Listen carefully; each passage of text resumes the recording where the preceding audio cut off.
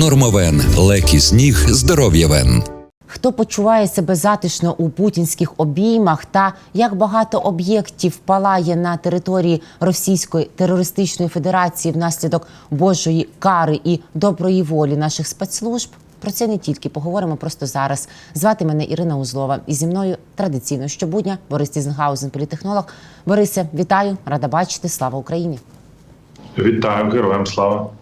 Ну, значить, мене взагалі вже мало що може в цьому світі здивувати. І це не те, щоб здивувало, але обурило більш ніж. Я вже мало не проводила тут самостійні акції протесту МОНО, але обговоримо це з вами, з вашого дозволу. Нарендра Моді, який позиціонує себе великим гравцем регіону, непоганим, так йому здається, геополітиком, приїжджає до Російської Федерації. І не просто так, а просити зброю, просити дешеву нафту, ресурси, домовлятися з Путіним, руку тисне вбивці серійному.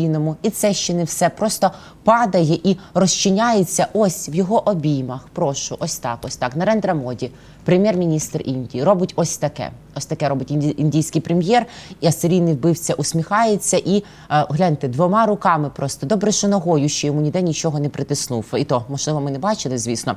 Як каже наш колега Леонід Швець, журналіст, блогер, що розвернувся би Моді, дізнавшись про обстріл Києва і його наслідки, які напередодні сколихнув весь світ. Путін вбив українських дітей і людей знову. По всій Україні, не лише в Києві. Демонстративно мав би Моді все звернути до біса, цей візит в Білокам'яну, і рванути, чкурнути додому. Був би історичний візит цей і пам'ять на всі віки. Але тепер пам'ять про обіймашки Моді і Путіна залишиться. Тож Леонід Швець каже, а так мелкий фуфіл за копеечний прайс. Немає більше великих людей і великих вчинків. В принципі, ми нічого не очікували, а побачили, як Путін покатав Моді на машинці. Він любить оцей ненормальний постійно дітей і машини. На коней вони подивилися, їли вони в день кривавого обстрілу чорного дня для України.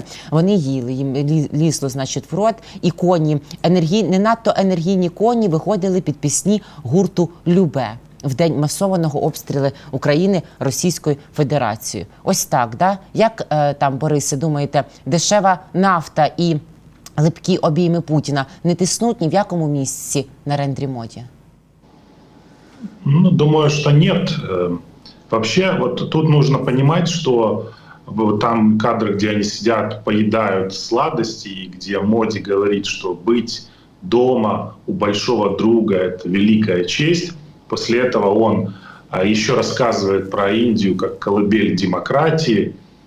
Но это происходит после того, как удар по детской больнице Ахмадет произошел. И Моди не могли не доложить об этом ударе. Россия демонстративно сделала его в такое время, в светлое время суток, когда все были на рабочих местах, все были на улицах, чтобы были видны результаты этого взрыва, чтобы оно выглядело максимально угрожающе. И Моди это все прекрасно знал. Приперся туда, к Путину, для того, чтобы, да, дешевая нефть у нас, что мало таких за дешевую нефть продавшихся или за дешевый газ. Он этот челночный парламентер, который сейчас мотается там между Киевом, Москвой, Пекином и Вашингтоном. Знаем с вами прекрасно, про кого речь идет.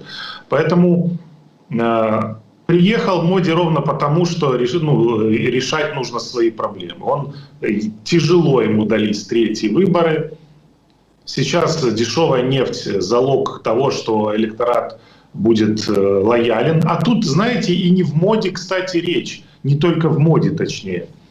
На нефть российскую санкции вроде как должны действовать, но не на нефтепродукты из переработанной российской нефти.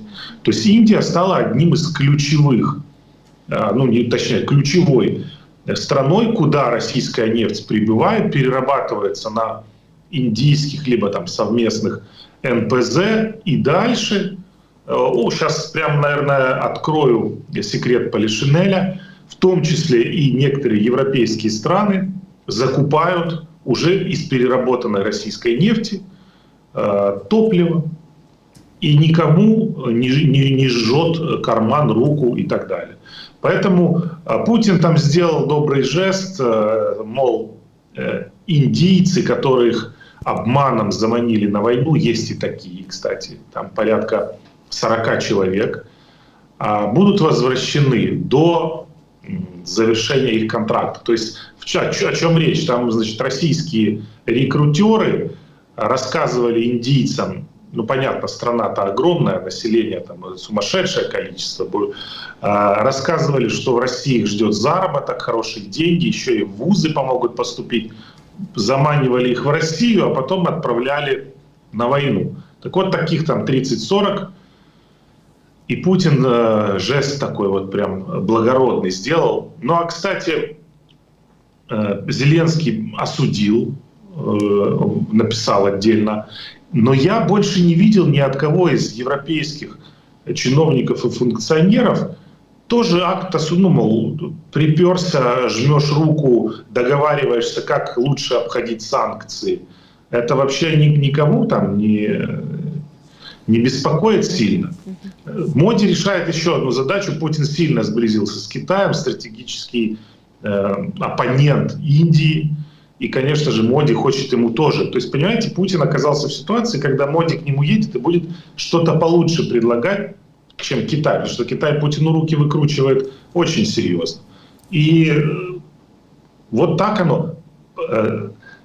Когда начали вводить санкции против третьих стран, в том числе и которые покупают нефть через теневой флот, и в обход санкций, да и не только нефть, много чего, забеспокоились и Китай, и Индия, и там индийский бизнес начал немножко отматывать назад отношения с Россией. Но недостаточно, абсолютно. То есть, понимаете, в чем парадокс и, ну, наверное, там большая беда современной демократии? В том, что у Путина и диктаторов есть возможность играть без правил. Тех, кто ему помогает, есть возможность играть без правил, а демократия почему-то должна играть по правилам. И сколько не вводи санкций, но если есть Индия и Китай, которые фактически поддерживают, сохраняют российскую экономику еще и с положительной динамикой, вы можете сколько угодно бороться с теневым флотом, еще там с каким-то, но вот две страны, Китай и Индия.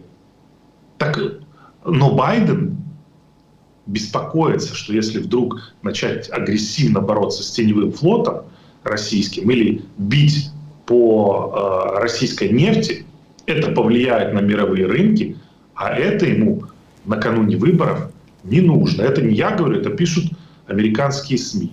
Ну, то есть на цены на нефть и на энергоносители мы реагируем, а на удар средь бела дня по детской больнице, где дети и так с сложными судьбами, с серьезными болезнями. Вот просто я подумал, ну, проанализировал все, что произошло, этот удар, как ракета летела, когда это все происходило, и понял, что это был акт устрашения, чтобы просто-напросто загнать в какой-то такой ступор Европу.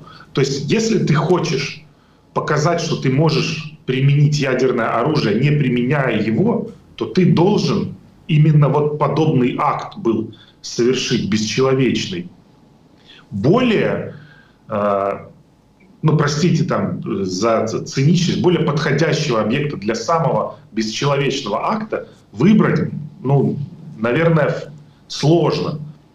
Дети эти несчастные, родители их там. И вот туда, ну, то есть вот видите, что он показал? Перед саммитом НАТО буквально. Путин показывает, смотрите, я настолько вообще отбитый беспредельщик, и вы еще сомневаетесь, что я буду применять какое-то там оружие массового поражения. Хотя он прекрасно понимает, что за это, вот за это, сейчас, особенно в преддверии саммита НАТО, ну, ему не сильно прилетит. И как ответ на этот вопрос выходит Джон Кирби и говорит, мы не будем пока что пересматривать политику ударов по территории России. Ну, то есть он говорит, что за то, что Путин бьет по детской больнице, нарушая Женевскую конвенцию, да все, что все вообще какие можно нормы нарушая, для нас это не есть достаточным основанием разрешить Украине бить по военным объектам России на глубину больше 100 километров, например. Или там атакамсами, например, бить. Понимаете, в чем? Это накануне саммита, юбилейного саммита НАТО. Юбилей у них там 75 лет. А чего праздновать будем? Юбилей, юбилейщики. Что один старый фактически в страхе весь мир держит? Или что будем праздновать там на юбилей? Может, это звучит сейчас очень резко, но просто подобная абсолютно бесполезная реакция Запада на... Даже не признали Россию. Есть же уже второй, третий раз сенаторы.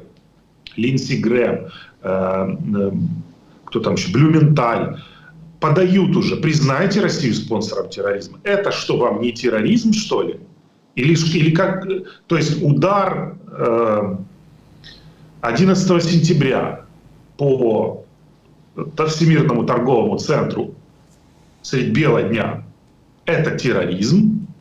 Удар по детской больнице, где лежат дети, больные раком, со всей Украины, разными другими тяжелыми заболеваниями – это не терроризм. Понимаете?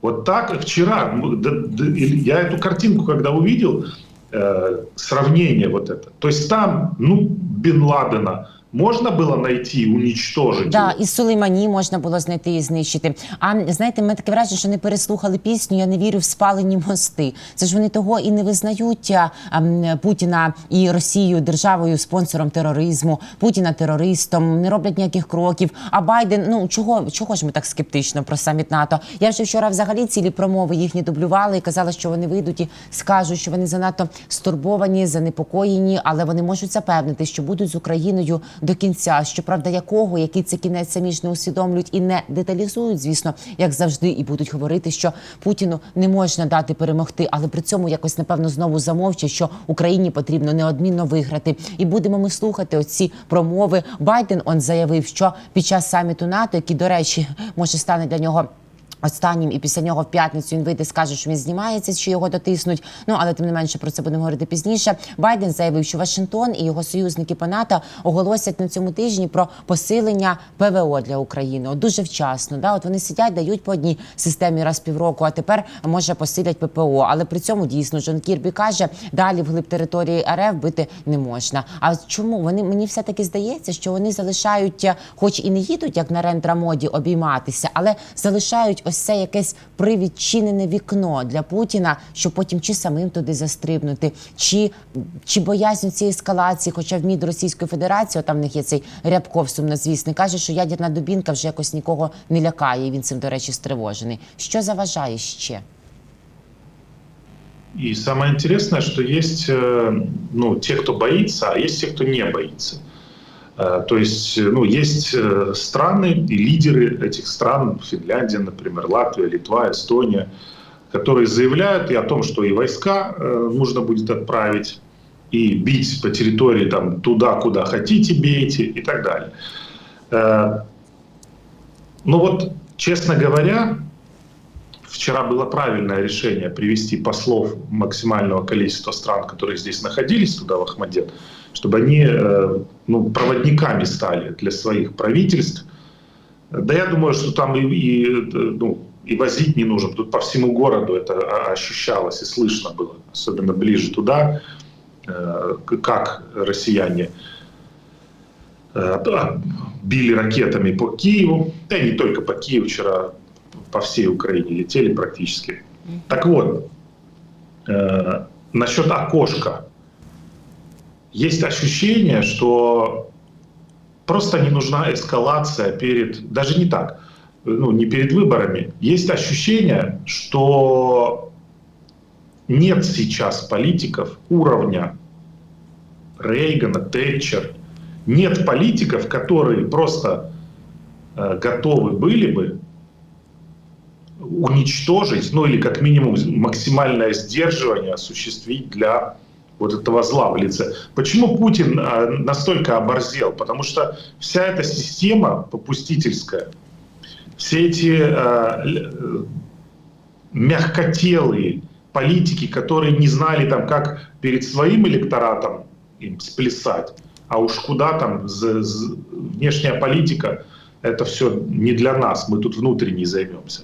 И, к сожалению, стоит признать, наверное, что, ну, понятно, вот если мы про саммит, в ключе саммита говорим, США и Германия – две страны, которые выступают за более размытые формулировки. То есть, понятно, что там будет принят, CNN же уже написали, что будет принята итоговая декларация, где будет сказано, что путь Украины в НАТО неотвратим. Серьезно, что ли? Неотвратим путь? Да, ми це і Это без как них помітили. у самурая нет цели, есть только путь. Да? Да. У Украины нет вступления, есть только путь. А Defense News взагалі пише з посиланням на свої джерела, що ще досі кінцевого формулювання ніяк ніхто не погодив. Ми вже згадали тут про великих геополітиків, і в нас тут з'явився не лише мандрівник, човниковий дипломат і голуб немиру, він ще письменник, виявляється. Орбан написав листа непублічного главам ЄС про розмову з Путіним і про те, що за висновками невеликого Орбана, повідомляє російський розслідуваний проєкт «Система», якого цитує в настоящее время, вони в свою чергу цитують європейських чиновників, що буцімто Орбан помітив, що час на боці Російської Федерації, закликав Європу проявити ініціативу, оскільки в Сполучених Штатах всі зайняті підготовкою до президентських виборів, каже Орбан. Ну, напередодні він в Китаї говорив там разом з Сі Цзіньпінем, і всі говорив, що мають проявити якусь позитивну енергетику, значить, всі в цьому світі, особливо позитивну Путін, очевидно, проявляє, гатячи по нас ракетами, вбиваючи наших дітей. Човникова дипломатія Орбана розлютила союзників, пише нам уже про це видання Bloomberg, і зауважує, що Орбан хоче собі отак бали заробити, підвищити свій авторитет. Коли закінчаться ось ці вояжі Орбана, які підійшли кінця, сподіваюся. Він на саміт НАТО, до речі, теж планує. Напевно, там він теж буде ось це все говорити про те, що треба просто перестати стріляти. Да? А коли оце все затихне? Після саміту теж, чи буде періодично вигулькувати? Ну і хто буде Орбана на саміті НАТО з його позитивною енергетикою слухати? Чи знайдуться такі? Ну, Орбан, кстати, уже изрядно раздражает своей челночной дипломатией, если несколько видел выходов. То есть он, смотрите, он транслирует, мол, я поговорил с Путиным, Путин 200% уверен, что он победит, у него уже уверенность такая, у него мобилизационный потенциал, у него экономика там, и поэтому давайте скорее идите на уступки Путину, потому что он уверен в том, что он победит. То есть Орбан абсолютно деструктивный в данном случае элемент, который нужно воспринимать именно так. Он является носителем идеи исключительно пророссийских вот этих нарративов, что Россия может воевать бесконечно, хотя уже целый ряд исследований говорят, есть про перегретую российскую экономику, про неспособность, если про более жесткое закручивание гаек по санкциям, особенно в отношении стран, которые товары двойного назначения поставляют, тоже у Путина проблемы будут. Вот сейчас начали бить по российским энергетическим объектам, начал свет, оказывается, пропадать там в областях у России. Бить начали по НПЗ, оказывается, это стало проблемой, и запрет на экспорт топлива был введен. То есть, как только Украина находит правильный ключик к болевым точкам России, удары по НПЗ, там же прям реальная паника началась. Самое интересное, что не в России, а на Западе. 4 раза нам официально заявили, не бейте по НПЗ. И вот сейчас, обратите внимание, мы куда бьем? Мы не по НПЗ бьем, а по нефтебазам. Это немножко, это тоже эффективно, тоже большие молодцы ГУР, СБУ, вооруженные силы Украины. Но разница все-таки ощутимая. Поэтому Орбан еще на саммите НАТО, там, как Столтенберг сказал, что Орбан еще должен будет рассказать, о чем он там с Путиным общался. И Орбан у нас, понимаете, вчера вот подняли вопрос, что у нас есть огромное количество людей, которые находятся за границей, Да, были акции. В Германии большая акция была. Вот мне написали 900 почти человек было. Но Венгрия, у нас колоссальное количество, ну не колоссальное, большое количество украинцев живет в Венгрии. Или находится там, кстати. Вот к резиденции, пока он там колесит, и просто провести акцию в Венгрии, в которой уже благодаря информационной политике того же Орбана, который контролирует большинство СМИ, к Украине уже относятся хуже, чем к России. От Украины уже, это статистика официальная, от Украины уже больше угрозы Венгрии ожидают, чем от России. Дожились, как говорится. Внутренняя сила, диаспора, это же не только украинцы, но и часть людей, связанных с ними интересами, местных, венгров, тоже большое количество. Мне кажется, что вот удар по Ахмадету, ну, это волной просто акции должны были прокатиться по странам. Может, я чего-то не знаю, может, я не заметил, плохо моніторив інформаційне поле. Ну, я бачив кілька. Кілька, да. Давайте, Борисе, про ці кілька і поговоримо. Ми з вами готували. Ну, значить, в Сполучених Штатах Америки ми побачили акції та підтримки. Люди повиходили і сказали, що діти – це не цілі законні бути, вони не можуть, що Росія, значить, вбиває наших дітей. І ми так розуміємо, що це здебільшого українці, але очевидно, що підтримували і свідомі мешканці, і ті, хто нас підтримує на загал. Ну, бачимо, що доволі масштабні такі, зокрема, вони були у Нью-Йорку, проходили. Крім того, ми побачили в Польщі сусідній, де напередодні, ще нагадаю, з візитом був і підписував двосторонні безпекові гарантії президент України Володимир Зеленський. Це ми бачимо Краків, Польщі, в Кракові пройшли акції, те, що діти – це не цілі, що Росія вбиває наше майбутнє і що російські бомби вбивають дітей, хворих раком. Ось так ми бачимо написи на цих плакатах. Ну, але бачимо, що не надто велелюдні. Очевидно, це якраз і наші українці, яких би теж могло би бути побільше, чесно кажучи, активізуватися можна, проживаючи там, де ракети не долітають або прилітають і по 30 секунд перебувають в повітряному просторі, і Польща тільки обіцяє реагувати. Да? А чому дійсно ми не бачимо масштабу таких акцій? Мали би всі українці по світу активізуватися, раз. Та й по-друге, не лише вони, бо сьогодні наших дітей хворих на рак вбивають, а завтра в сусідніх країн. Він же ж не зупиняється.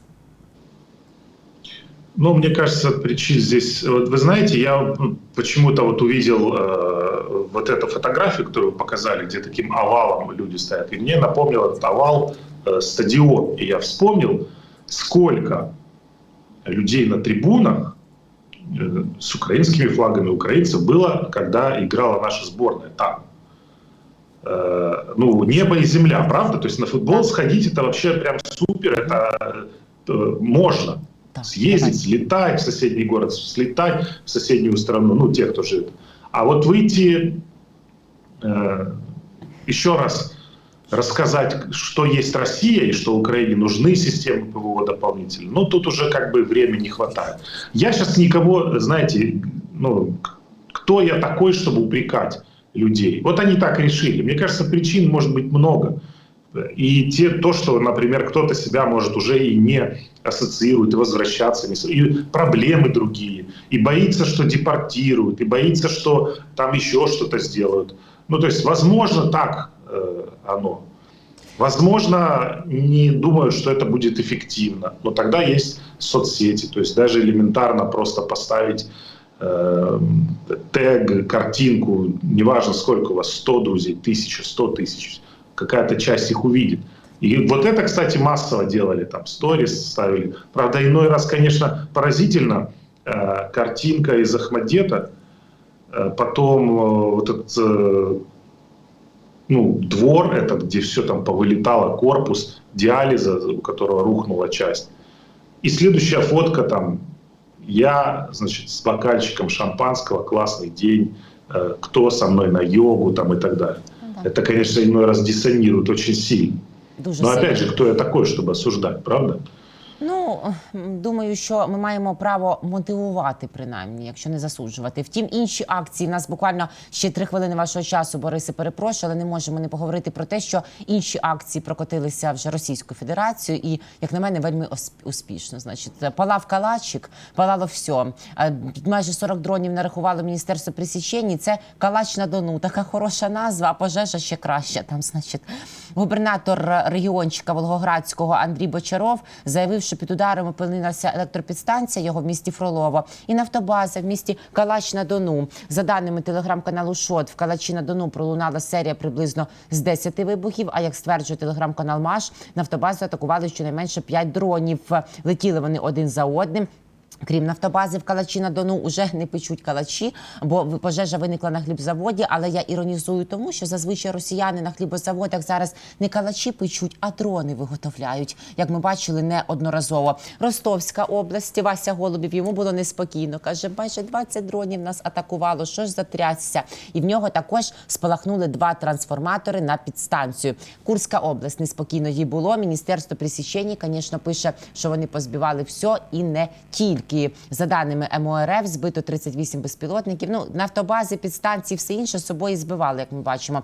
З них 21 над Ростовською, 7 над Курською, 5 над Астраханською, 3 над Білгородською, 2 над Воронежською. А чогось про Волгоградську навіть і забули, бо очевидно, що там нічого не збили. Ну що, Борисе, от кара і приходить, чи не так? Ну, приходит, конечно. Тут нужно понимать, что действительно атака дронов. Ну, вот я смотрел этот Калач на Дону. Там, кстати, западней, я когда на карту смотрел, там есть тоже интересный поселок, Суровикино называется.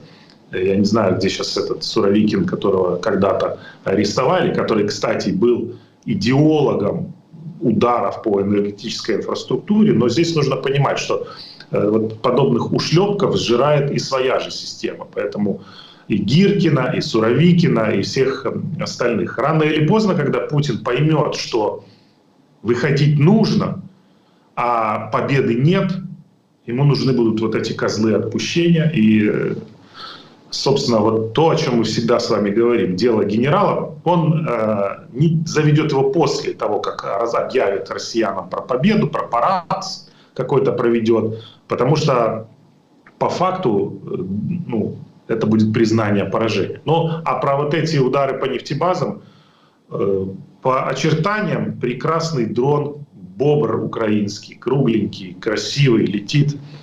Но, опять же, удары дронами, вот у бобра, у него 20 килограмм, он может нести, ну, вот это взрывчатого вещества, да.